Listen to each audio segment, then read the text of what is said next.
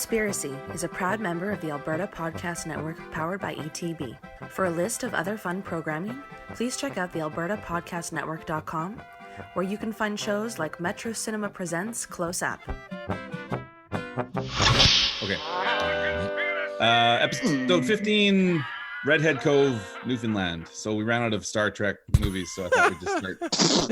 Welcome back, everyone, to It's a Conspiracy. This is the podcast to relay out the beliefs behind selected conspiracy theories, alternative accounts, legends, myths, and more. I'm your host, Andrew, and I do not claim to be an expert on anything we're going to discuss today, and will probably be wrong about everything as usual because I'm eating more canned goods than I'm used to. And I made stewed dumplings the other day. Delicious. I'll share the recipe. Yummy. If you'd like to see where we dug up whatever boiling legumes we're going to discuss today, then please check out the resources in the episode description. Charlie dices those scallions with love episode after episode, and they won't make you cry. They'll make you love. Slice and They'll dice. make you sweet, sweet love. Lastly, we are a proud member of the Alberta Podcast Network powered by ATB. Yay, team. Yay, TV. Yay, TV. You can check us out online at our website, it's conspiracypodcast.com. Twitter, at Is It a Conspiracy? That's run by the Irish Madman. Our Facebook group, the Instagram, It's a Conspiracy Podcast, run by Greg. Our email, it's a conspiracy at protonmail.com. And our Patreon page, patreon.com/It's a Conspiracy. Joining the online, we're doing this over Zoom. So it's weird. We're Zoom. Yeah, we're going Zoom. Joining the online distance communication time today is Gorgeous Greg and Charming Charlie. Woo. These online experts will interject as they see fit, and I appreciate their digital company. Gentlemen, I'm so glad we can do this, even though it's in a weird format. So weird. Charlie, I know you've done your Judas podcast with Zoom. That's L2L every Tuesday morning. Greg, have you ever used Zoom before? First time. This is your first time? First time Zooming. Well, the first time digitally Zooming. Alrighty then. So we are going to switch the format up even further here. As today we are going to have Charles and Gregory both share theories. Presto change. And then I'm going to sneak in pew pew with a quick Mandela minute, and then pew pew a quick monster of the week. You're doing both real of them. Sneaky, real. He's doing both. Oh, so sneaky. He's got to take the the spotlight from us. So. All right then. So Charlie, what are you going to present today? What's your theory? My topic today is the 5G network to blame for the spreading of coronavirus? Ooh. Wow. A real zinger. And Greg, what are you going to talk about today? It's about the Iraq War, whether after Saddam or a Stargate. Oh, that's pretty dope. That's the pressure you put me under, man. I can't wait for that one. Do you guys have a preference as to who starts? Charlie, you want to start, or Go ahead, Charlie. First. I can fumble my way through this first. Is the 5G network to blame for the spreading of coronavirus? We're sorry, the number you have dialed is not in service. Starting early April, people have been purposely damaging or destroying cell towers in the UK.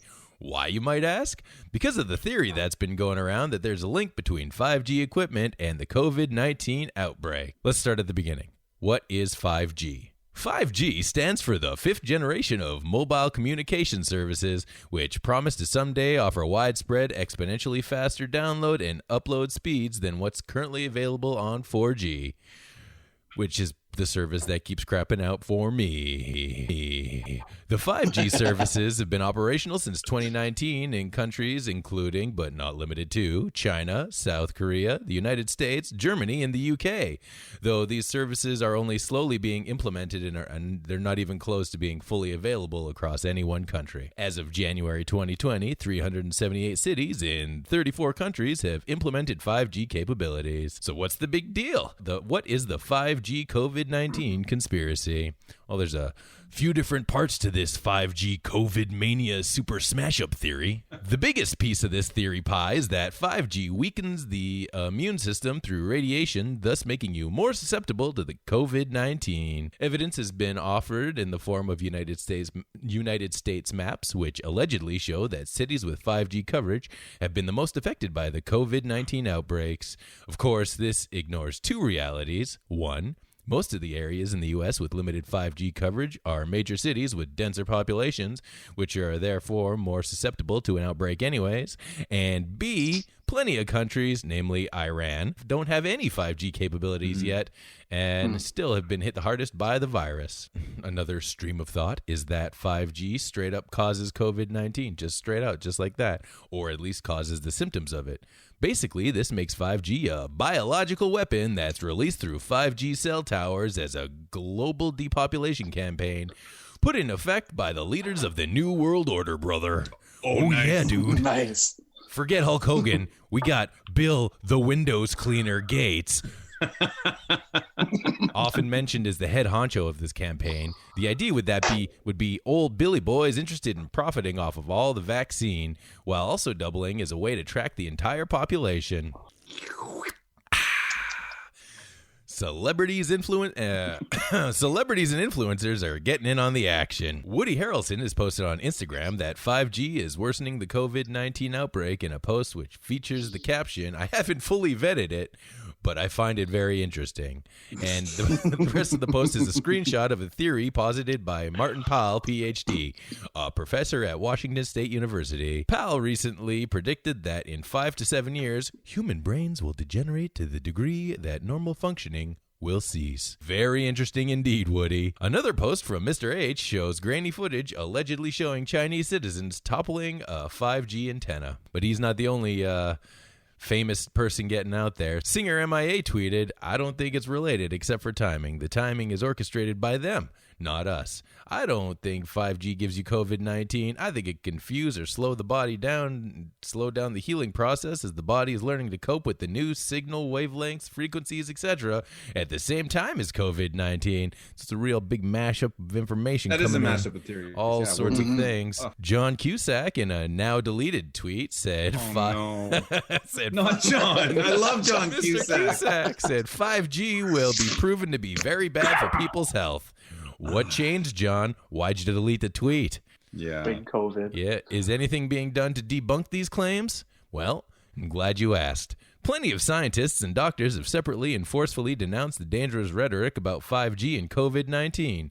YouTube says it's removing videos that violate a new policy about misleading COVID-19 information. Dr. Simon Clark, as we all know, an associate professor in cellular microbiology at the University of Reading, told the BBC that conspiracy theories were complete rubbish. He adds, the idea that 5G lowers your immune system doesn't stand up to scrutiny.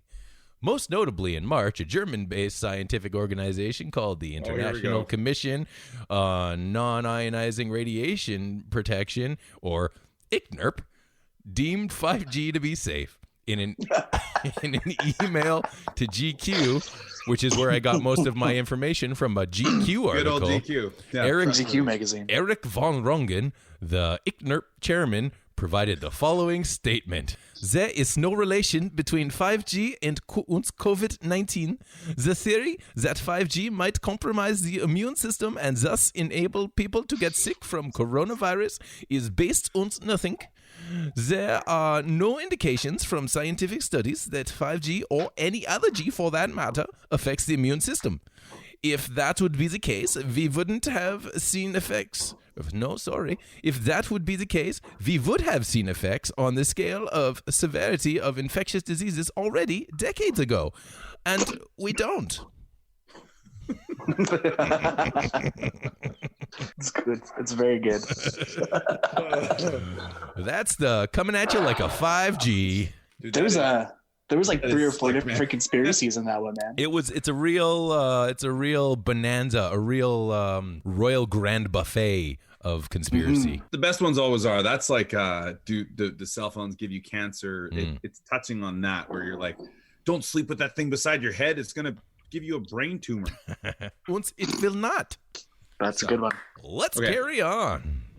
All right, well, thank you very much, Charlie. That was excellent. That is going to take us to a very special edition of What Are We Drinking? Because I think this is the first time we've ever done it where we're all probably going to be drinking different things. All drinking something We're all different. drinking something else. Yeah. What are we drinking? Fresh from the tap, baby. Greg, what do you got there? Yeah, Greg, you start. I've got Brandy. E&J's Brandy. Nice.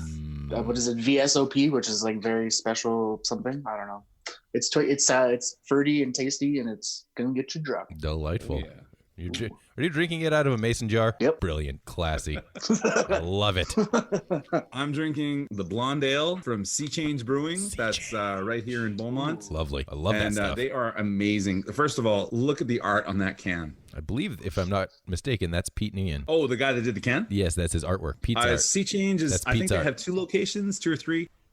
They've won a couple of awards for this. The can is amazing. And it's made right here in Beaumont. So it's like as local as can be. Real close to home for you. It's like 3 blocks from my house. Well, it's not close, 3 blocks. So close to your farmhouse bunker. Yeah. It's just a couple blocks away, man. I mean, like, I love these guys, and it's just, I can't wait till that tap room opens up. Yeah, I'd love to just set up a podcast and do it from their tap room, because it's oh bueno, live beauty. And they got the food live on location. Yeah. Sorry, Charlie. And what are you drinking? Me? Well, I'm drinking BS Wit from Bent Stick Brewery, a spiced Belgian style wheat ale, and it is delicious. Look, there's a wizard on the can. That can is been a record. Phenomenal. Look at that. Have you guys had lightning bent stick bolt before? on a record? Have you guys had? I've bent my stick before, but I've never had bent stick before. Oh boy, I'll try to save some of it. I've got a whole bunch downstairs. I'll try to save a couple for you guys. This is one of the sponsors. This is one of the ones I got from a festival that I work. Please do. I would love to try that. I don't think we've had that one on the podcast. God. That's going to take us to an ad. That's going to take us to ad number 1. This episode of It's a Conspiracy is brought to you by The Loop, a new podcast from CBC Edmonton. Let's hear what it's all about. Hey, I'm Tara McCarthy. I work at CBC Edmonton, and there's a lot of things that happen in this city any given week. So we thought, how about we boil it down to some of those top stories, the ones that make you think, or the ones that maybe even make you laugh, maybe they make you cringe. So we're putting together a new podcast called The Loop. Check it out weekly through CBC Edmonton. The Loop, you might be wondering, okay, what's this all about? Well, it is literally about keeping you in the loop. More importantly, it's all about going behind the scenes. All sorts of details, I see it every day in the newsroom, don't actually make it into those compact radio and television pieces that you see and that you hear. So we thought we'll take stories like these and we're going to find out more. We're going to talk to the reporters about some of the things like how they even found out about this stuff. We'll talk a little bit about everything, politics, we'll throw some arts in there, community, of course. It's about all things Edmonton. Because there's always more to tell. There's always more to the story. I've been in Edmonton for about a year, and I see stories just constantly change. They ebb and flow. I'm learning new things about the city all the time. And maybe you've been here for decades, but there's always new things that we can uncover. So we want to talk about those stories right here on The Loop. Stay in the loop with us, our new weekly CBC Edmonton podcast. You can find it wherever you get your podcasts, or more importantly, through your CBC Listen app. I feel like I have something in my tooth. Thank God it's a podcast. Sounds like a great addition to the local podcast scene. Again, find The Loop on CBC Listen app or wherever you listen to podcasts. You can also find it online at cbc.ca/Edmonton. We're back. All right, so here we are with Mandela Minute. Mandela Minute. So you two have both seen The Wizard of Oz, right? Hell yeah. Yep. Okay, so in the movie, everybody meets and they set off on their weird little adventure. And it's important to note that when they set off for their adventure, they all have weapons with. Okay, the Tin Man has his axe, the Lion has a net, Dorothy has Toto in that basket, and the Scarecrow. What weapon does the Scarecrow have? They had weapons? Do you guys remember? So you remember the Tin Man having an axe, right? Of course, definitely had an axe. Okay. Do you remember Dorothy having Toto? Yeah, it's like she threw him like a Pokemon. I choose you, Toto. Quack! Now, so this is the theory, and I'm going to show you guys a clip of this. The Scarecrow in the movie is carrying a gun. That was gonna be my first guess. Got a revolver? So he's got like an old school revolver. I don't remember seeing this before. Have you seen this before, Charlie? I feel like when you were describing the weapons, I was thinking, I think he's got a gun. I think he's got a revolver. Greg, do you remember the Scarecrow having a gun? I don't remember the lion having a net either. Like, that makes no sense. Yeah. He's a lion. He is a weapon. He's catching stuff. Yeah, well, he's cowardly. Are you saying I'm lying? Hey. Okay, so Charlie, if you wouldn't mind opening up that, or if you guys, both of you, go ahead and open up that email. In the email, there's a picture of the Scarecrow, like Harvey Keitel, just pointing the gun down the.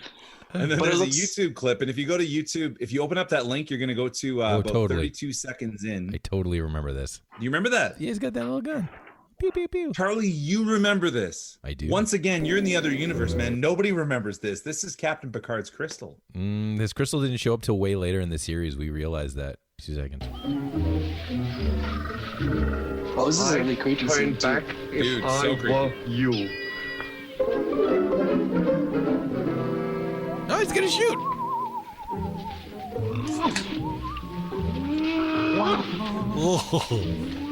Haunted forest, witch's castle, 1 mile.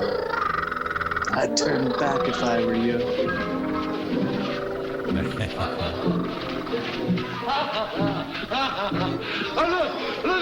Okay, now I remember that. I do remember this scene. Hold on though.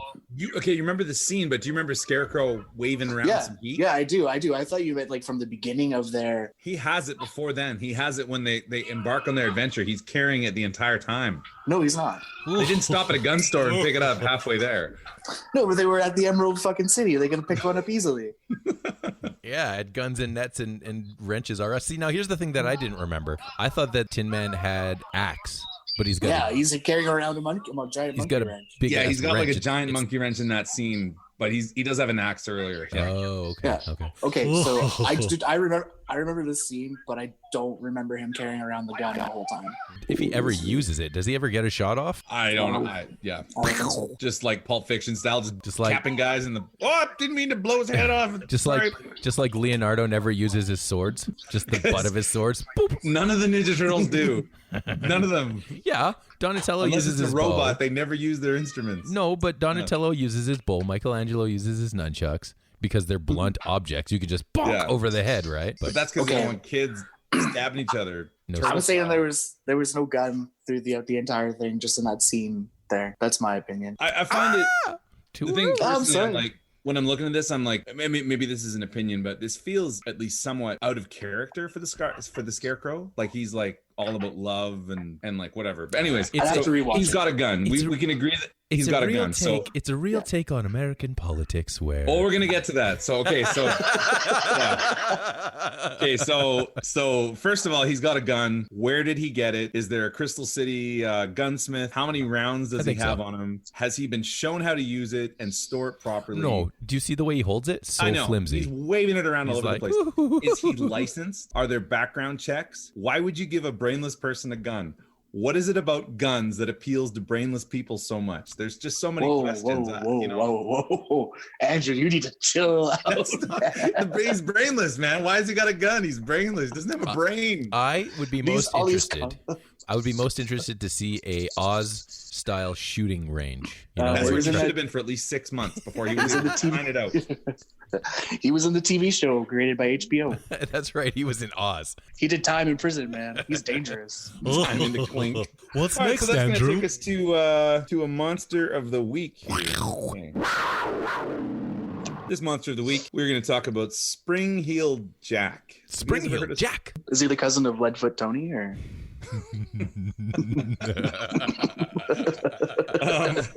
So Spring-Heeled Jack, human, creature, real? Here's a quick look at the phenomenon of Spring-Heeled Jack. The first reported sighting of Jack was in London, 1837, and he showed up all over the UK until approximately 1904.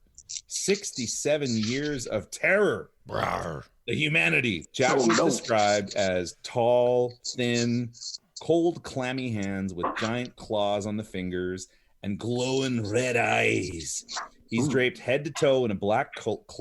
He's got a helmet with horns and a tight-fitting garment, or possibly a suit of armor. Wow. Now, if you guys look at that email again, there's a picture in there. Back to the email. This looks like a Batman villain. Dude, it looks a lot like Batman.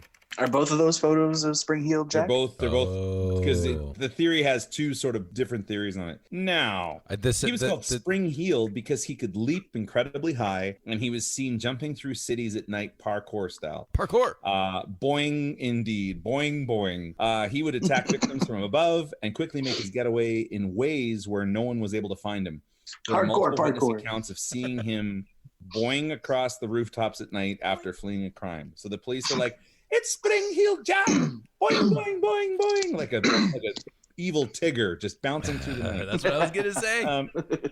Attacks range from lighthearted, joking, kind of creepy, and outright villainous. So children in the area insisted that Jack would leap from neighboring rooftops to their window ledge to watch them sleep at night. I was bloody terrified the bloke would come right in and gobble me up, recounts one terrified Brit. The most famous accounts all happened relatively close together and were directed at young ladies. Scary stuff here. All right. What a creeper. So Mary Stevens, she was attacked late one night while she was walking home. A man jumped from a rooftop beside where she was walking onto the street, grabbed her, and attempted to rip off her clothes using something that looked like scissors on his hands. She was able to fight him off, but just as she was escaping, she saw him leap from the street onto a rooftop of a nearby building. And later on, the police were like, how high was the rooftop? And she's like, oh, it's about 3 bloody stories tall. So days later, she noticed the same man lurking near her house. When she ran to confront him, he realized he'd been caught and spotted and fled. He jumped in the way of a carriage passing by, which turned over, and the horse went under the carriage, and the guy was hurt driving the carriage. And Spring-Heeled Jack bounced from the street over a 9-foot property wall on the other side. Oh, wow. A few weeks later, 2 young girls were attacked. They answered the door late one night and were greeted by someone with a strange voice. Hey, how you doing? Claimed to have been a police officer. Let me in! I'm actually with the police patrol! Let me into your house! The man barged into the house and threw off his cloak to reveal a full-body suit of something that looked like oilskin. Charlie, you have an oilskin suit. The girls fought back and ultimately chased him out the front door. Both of them required medical attention for deep cuts across their body. They claimed, this was from the metallic claws of the attacker. Days later, near the same residence, a young girl was walking home when a strange man leapt from a rooftop beside her down onto the street. She was horrified at his appearance. This is more the second picture there. Glowing red eyes and the metal suit he was wearing under his cloak and gloves with what looked like swords. She asked him who he was, and he replied by spitting blue flames at her. The girl was in a violent state of hysteria for days. A man named Thomas Milbank, that's a great name, was arrested and tried after claiming to be Spring-Heeled Jack. The case fell apart when Milbank was unable to produce the blue fireballs that he claimed to have shot at the young lady. No blue balls. I know. Blue fireballs. Yeah, that's right into the article. 1847, a man who had a skin coat, a skull cap, metal mask with horns, and strange gloves that had swords on them was convicted in an unrelated assault case in Devon. However, the sightings and attacks continued somewhat regularly into the 1870s. The most notable of these later attacks was at a barracks in Aldershot. The guards on duty claimed to have been harassed by a strange leaping figure with a high-pitched wailing voice. Eventually, the creature stood in front of the soldiers, and they took the chance to fire their rifles at it. In fact, the bullets just bounced off, and Jack leapt onto the roof of the building and vanished into the night. All of the soldiers reported a very tall, thin being wearing a dark cloak, armor, long claws on his hands, glowing red eyes, and a very threatening demeanor. This is very... It kind of has like a Batman vibe to it, doesn't it? Like a creepy version of Batman. The second picture that you sent us definitely looks like an old school Batman 76ers TV show villain, basically. Maybe it was one very bizarre person, a group of people, a strange fashion that caught on, an animal, an alien, a mystical being, something conjured up, or something from another dimension. But it was Spring-Heeled Jack. Penny Dreadfuls, which is a great, awesome name. That was a short pulp magazine printed at the time. Those really cashed in on the hype and fear around the subject of Spring-Heeled Jack. And the character was, for decades in the 19th century, the most feared and infamous wretch in the UK and the variety of colonies that the UK had established. That, of course, changed when Jack the Ripper came along in 1888, and there is no coincidence that both of them are named Jack and like to slice. Slice. Doing some murder and stabbing. Stabby. The old stab. And that's going to take us to ad number 2.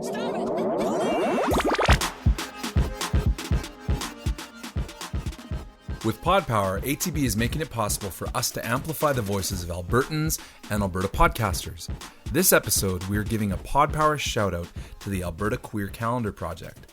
The Alberta Queer Calendar Project features monthly podcast dramas by queer Albertan writers through 2020. Episodes are released monthly and are free to access anywhere you get your podcasts. Listen and learn more about the Alberta Queer Calendar presented by Cardiac Theatre in partnership with What It Is Productions at queercalendar.ca. That's queercalendar.ca.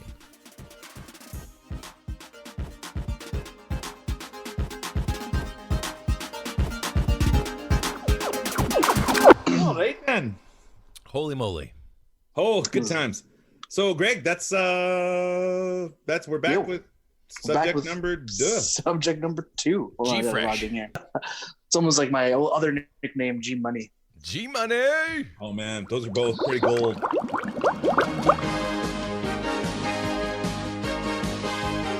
Now I will kill you until you die from it. Okay, so subject number 2, Saddam or Sodom. So what was Task Force 20's main objective?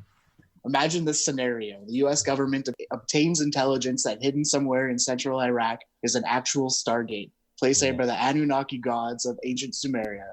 In this scenario, when Nibiru, which is the alleged 12th planet in our solar system, is closest to Earth, the Anunnaki will take the opportunity to travel to Earth through that same Stargate and will set up their encampment in Iraq. With time running out, President Bush invades Iraq. American scientists raid the Iraqi National Museum and close the Stargate, thus frustrating the grandiose ambitions of the self-styled reincarnation of Nebuchadnezzar, which is Saddam Hussein, and making the world safe for the New World Order. Oh, so when you brought up the New World Order, Order. We're on the same wavelength. I love it. Razor Ramon. Is this the sequel to the movie Stargate? Is it a new episode of the TV series? Is it a Star Trek movie? No, it's none of these. According to Dr. Michael Sala, it is probably exactly what happened. Dr. Sala is an Australian national, obtained his master in philosophy from the University of Melbourne. After spending 2 years as an associate at the Center of Middle Eastern and Central Asian Studies in Australia, he joined the faculty of Department of Political Science at Australian National University in Canberra as a lecturer. In 1996, he came to the U.S. and gained an academic appointment at the School of International Service at American University in Washington, D.C., where he remained until 2001. He believes that the US, Russia, Germany, and France have been aware that the Anunnaki left behind some very high-tech apparatus and possibly weaponry when they abandoned the Earth around 1700 BC, and that Saddam Hussein had been getting assistance from the Russian, German, and French archaeological teams for years in an attempt to unravel and perhaps reverse engineer this apparatus, which Sala claims is probably far in advance of any technology we might have obtained from the Greys, from Seti Reticuli, and which is supposedly a warehouse at Area 51 in Nevada. Some in the Middle East UFOs community theorize that Task Force 20, which has been conducting commando raids north of Baghdad at the time, was looking for this Stargate in addition to the elusive former direct dictator Saddam Hussein. According to Dr. Mahmoud al-Dawaniyahi, the alien Stargate may be hidden away in one of several locations. Some of these locations are an ancient crypt beneath the Sumerian pyramid of Dur-Galzu. I'm going to murder all these names. I'm sure you nailed that. Really near perfect. Baghdad. The so-called Dark Zikkurat of Enzu, located at this Asab Az-Zagir river valley, which was once the lair of Gemil Ishbi, a Sumerian sorcerer of 3000 BC. And lastly, at Saddam's reputed underground base in Al-Uja, 3 kilometers north of Tikrit, which was built for him by the Zarzi aliens, extraterrestrials whose UFO crashed in Iraq in December 1998. and were given to Zarzy by Saddam. Dude, Yeah. a UFO crash in Iraq, man. I've never even heard of that. I like In 1998. I like that you have a real who's who of all the aliens mentioned in there. You got our OG Anunnaki buddies. You got the Greys. You got like so many. When they went to Iraq, it wasn't to find Saddam. It was to take control of his his Stargates. Make sure that he didn't have the power to like destroy Earth or get the help from any other alien people. That's 20 minutes of research right there. Yeah, we should point out that so Greg put a lot of work into finding a theory for this, and then when he was like mentioning what he was going to do, I was like, oh. Nope, can't use that one. Nope, yeah, because unfortunately in our next episode we have a special guest coming in who's going to do that theory. So sorry about that. I should have let you know, Greg. That's okay. And it just kind of brings up a lot of little good stuff. Yeah.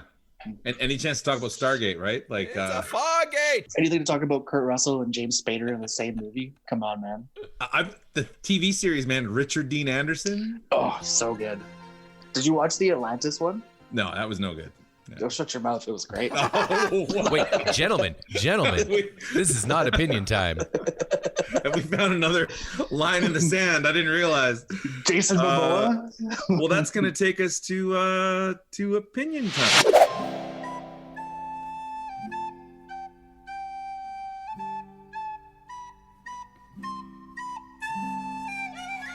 Okay, now it's opinion time. Now you can talk about that. Right. Yeah, Throw sorry. down. We shouldn't be talking about Richard Dean Anderson until. What was the first topic? Our first topic was COVID-19. Does 5G? The 5G COVID-19. That's right. You can't see me. 5G.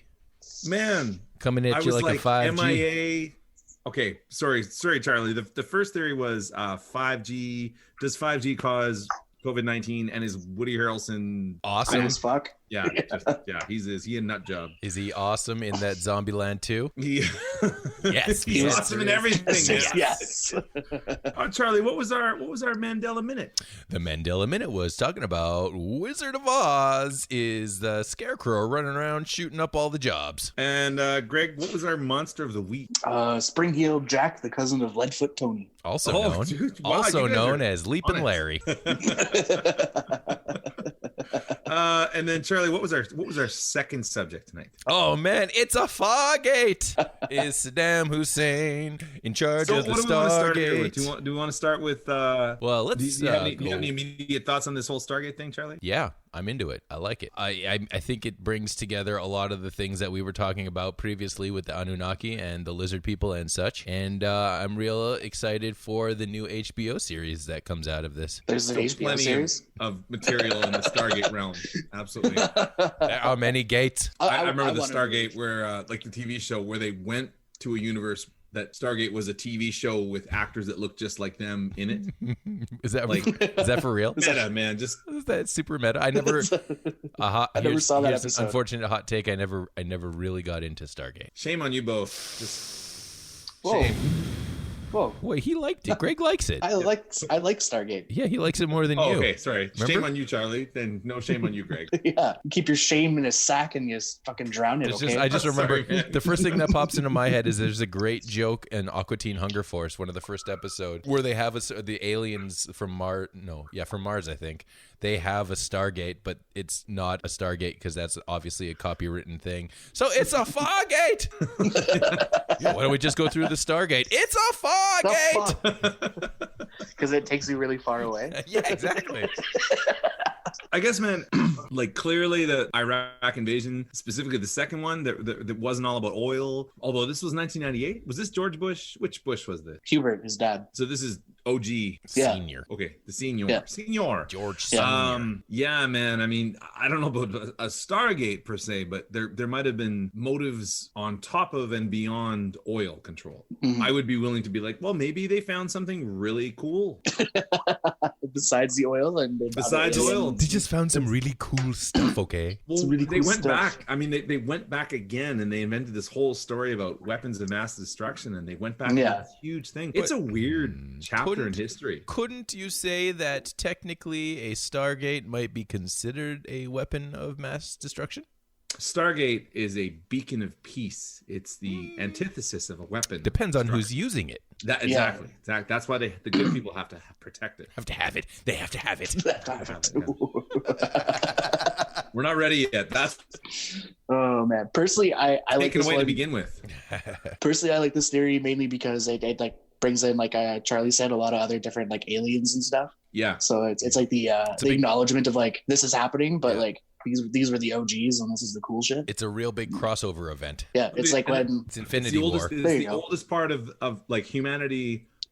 The oldest recorded anything that we did that was interesting was in that area of the world. Like, yeah, it was a place where a lot of firsts happened. So yeah, I it's like interesting that aliens would pick that because we're always like, oh, the aliens are going to, Yeah, it's like when District 9 went to South Africa. Oh, dude, the setting alone of that movie made it brilliant from the get-go. I hope you like that movie. Oh, I love that movie. Okay, we're all in agreement. That was the first time I did Zoomers. The first time you were on Zoom, the multimedia platform. Holy crap. Yeah, that would have been intense, buddy. I'm only intense when I'm camping. Bueno. So we were talking about our Mandela minute there. Charlie remembers the Scarecrow. Scarecrow's got a gun. Packing heat. He's going to use it. I certainly don't. And Greg, you do? I do, but you said it was throughout the entire movie. I don't think it was throughout the entire movie. When they left on their adventure, they all had weapons. No, there's no way that the tiger or lion was running around with a net and club. Giant butterfly net. Oh, I'm going to catch a monarch. Okay, well, I guess you could say whatever point in the movie that they all got their weapons. And so whatever point that was, that's when he got his gun. Is the thing. Gonna catch a monarch. It's a butterfly, Gray. Yeah. Anywho, so I don't remember Scarecrow ever having any kind of weapon at all, and I think it's ridiculous He's that holding the it like, guy who look at my gun. Oh. Yeah, exactly, and a guy without a brain in his head. The gun is literally the last thing you should hand him. I think it's a metaphor, bro. Yeah, but that's the thing. Did he use it? We can't really say, I don't think he used it ever. He was capping those monkeys left and right. Wow! Just wanted style, curving bullets. And another down. Yeah. Dorothy, get out of the way, Dorothy. I didn't mean to shoot Toto, Dorothy. And as for our monster of the week, Spring Heel Jack. Leaping Larry. Yeah, Leaping Larry. Able to leap tall fences in a single bound. It kind of sounds like the Mothman, but like earlier. It's a lot of things put together into one theory, isn't it? Like a lot of I can agree with that too. Like I think it's maybe industrial England was just kicking out at the time, and you've got a guy in like a weird metal suit, but that could have been like, I have these metal gloves that I wear to my work, and I was walking home, and everyone's like, oh, he's got metal gloves, he's gonna kill us all. Yeah, I work a lot with barbed wire. It's not metal gloves. He had knife fingers, sword fingers. Yeah. He's like but good old Eddie Scissorhands. Yeah, it's the classic example of the story starts this way, and then later on down the line, it's this long. They were this bloody long. It was adequate. I feel like they could have caught any one of them and be like, oh yeah, you're Leaping Larry, jump over this fence. No, you can't do it. Huh? No. All right, I guess you're not him. No, but it is funny that they got the one guy, and it was blue like balls, Larry. Yeah, but the one guy in Devon, they found him, and they're like, oh, this is an unrelated assault case. 1847, a man who had a skin coat, skull cap, metal mask, horns, strange gloves, unrelated assault case in Devon. He said, not that far. I am the knight. Yeah, like, so I don't know what that is, but it's probably a weird. Alfred, clean this up for me after I leave. Hey, that reminds me, by the way, Alfred, Batman has a bat belt, a bat computer, Batmobile, bat everything. His butler should be his battler. Right? Come on, man. My battler. Alfred, you're my battler. You're my battler. Please stop calling me sir, that, I don't like that. I was watching like an old like 1960s movie. Remember the movie? And he's got like that's where he's got shark repellent pills. Bat shark repellent. Yeah, just happens to have bat shark repellent. And that super fake shark that's like tied to his leg and it's just shaking there. It's so good. During this whole quarantine thing, been catching up a lot on those like old stuff you don't get to see. It always kind of grosses me on that TV show. And once, but the guy who played Joker, he had a mustache. He had a mustache under the makeup, so they just painted like, and you can see it if you look close. Oh, that's gross, totally. Like, I've had makeup on with a beard. I think it was the cat. So what Andrew? What do you expect? What do you expect Cesar Romero to do? Shave his mustache? He's Cesar Romero. He does what he I guess so. wants. He had a mustache. That's like saying, "Hey, Charlie Scream, you got to cut those sideburns, pal." Okay, but Charlie, if I said, "Here's a check for $1 million," do you mind getting rid of the burns for a couple weeks? Yeah, but why can't we have both? We can have it all, Andrew. We touched on this subject before. It's very Mr. Cavill. Mustachioed cowboys. And I finally saw Tiger King. Speaking of mustachioed cowboys, wow! Oh, I binged the whole thing. Anyways, Andrew. Sorry. What do you think of the 5G? 5G theory, man, that is absolutely ridiculous. It's an idiotic theory. It's people that are afraid of technology. It's probably the stupidest. There's a lot of theories about COVID-19. Wow. I would say that the 5G paranoia is the stupidest out of all of the ones that I've heard. Like, it's just coming out ignorant. swinging, buddy. It's ignorant, man. It's just the fact that Iran is a perfect example. Iran doesn't have 5G cell towers everywhere, and just everything about it annoys me. There's a lot of theories about COVID-19 that bug me. Yeah, that one really bugged me because it's. I can see your face getting red in the Zoom. people just don't take it seriously, and they're like, "I don't need to stay in. I'm not sick. I don't need to." Like, it's just.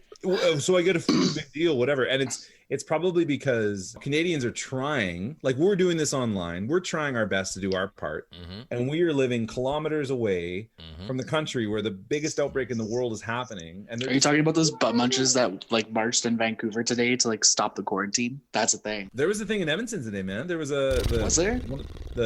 Yeah, they're like, it's a hoax. Just get together. Let's show those guys who's boss. It's like, yeah. And so my frustration with that is probably leaking over, but the thought that cell towers have always been this thing that they're like, that's how they control you. The cell signal is going to get in your brain and give you a tumor. Like, it's not a tumor. No. The fact that people buy into this, honestly, it's borderline flat Earth mentality. Fear-mongering. It's a new flat Earth. Yeah, it really is. People are like, well, this disease doesn't exist, and if it does, it's because it's your phones. It's like so stupid and irresponsible. So anyway. says the person that's recording themselves with a phone, kind of, like that's exactly. That's what kills me. Yeah. Let me just use my phone to tell the world that it's all the phones. It's all the phones. So anyway, I don't mean to come out swinging on that one, but it really does. It's opinion time, bro. Come out swinging. Yeah. What's your feeling on it? Go ahead, Charlie. Let me just start by saying I don't think that it's a thing, but I think that there might be, like, I don't know. I haven't read reports or anything like that. I'm not learned on this subject. I'm not some German professor or anything. But I mean, maybe playing with the 5G, I think that there could be something maybe that it messes with, but I don't think that that's what this is. You know what I mean? Like, I've read something, quick things, not checking the references or anything, that, maybe it's radiation or something like that, right? And I think maybe that would be something to be cautious about. But to say that it's spawned this whole, bats fucking the cell tower, gives them the COVID, and then they give it to the peoples, I don't think that's a thing. Yeah. Also, I just made up that's the way it came from bats, is through the bat. But this is a strain of SARS, which has happened before. Yeah, SARS-2, electric boogaloo. It's SARS-2 electric boogaloo. Yeah. So it's been around since before. And got it in there. People have been eating bats. I mean, that's Anchorman too. No, I know, have been but eating bats for years. But chicken of the cave. Bathing in guano, of course. But it's like, I think a big part of it at that market is like the conditions that the food is kept in. Oh, totally. Like in a big cage that's just sitting on the street with all the dirt and disease and whatever else. Yeah. So I think that's what. And once again, I have not done any research on this subject whatsoever in that area. Just what I read mostly from GQ magazine, a real reputable news source. I feel like I'm probably mostly on like. Like it's 5G is a new technology, right? It's an upgrade of an older technology. So there could potentially be things that are messing with other things that we don't exactly know yet. Yeah. That's all I'm saying for the hesitant part. Not that it is definitely what caused COVID. Gotcha. Boom. So what do you think, Greg? Well, you guys pretty much covered it. I don't think I went as strong as you were, Andrew. But man, it's hogwash. It's like just another reason for people to just like, we don't want the technology. Fight the technology. Fight the power. But no, I think it's ridiculous. And like you said, it's very ignorant and almost on the point of like fear mongering in my mind. So it is, right? Very ridiculous, and yeah, that's my opinion. Boom. Oh, maybe it's because we're stuck in the middle of all this. We're so close to it right now. Maybe if we had some distance, we can revisit it in season 19 of It's a Conspiracy. I guess the frustrating thing is that it's like people are using this as an excuse to be like, man, I just want to get all my friends over here and have like a keg party, and it's a long weekend and I have to go to work, and I'm like, this is a pandemic. Like, no, it isn't.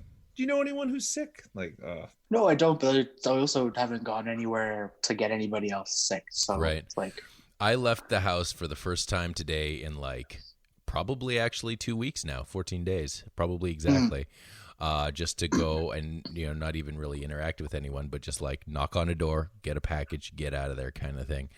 And package of meth or what? Yeah, well, a gallon of PCP basically. I wanted the whole gallon. This should have been prime lunchtime rush hour kind of thing, right? Yeah. But it was scarce. Yeah, man. And that's just it. Like St. Patrick's Day in Dublin, they don't cancel that. Yeah. Because of some cell towers, like, which the whole idea of like villages taking on these cell towers, toppling these cell towers, it's very like taking down the windmill. You know what I mean? It really is. It really is. And it's like modern day windmills. Get them. Like, I guess what bugs me is I like that spirit. Just point your pitchfork in the right direction. Right. Because it's not 5G. Sure. Yeah. Okay. Well, I guess, do you guys have any other thoughts on any of that other stuff? Or I miss you guys. Yeah, I miss you guys too. Dude. You guys want to keep drinking after this? Oh, that sounds phenomenal. Are we? No, we're not. We are still recording and still have time in here, right? I don't have it all. I don't have the video. I have it on that's fine. Different computer. Yeah, we're handsome enough they can hear it in our voices. Oh, they know. They can hear the handsome.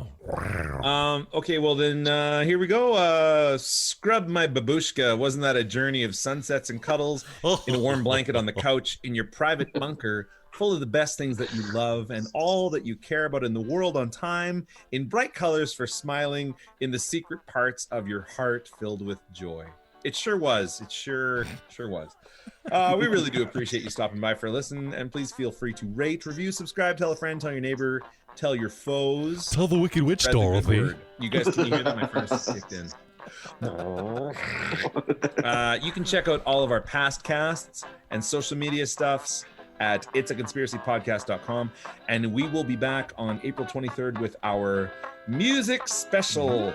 We have a few real special guests coming in for that one, real special guys, and it's going to be a real special time. Thanks for listening, and take care. Goodbye.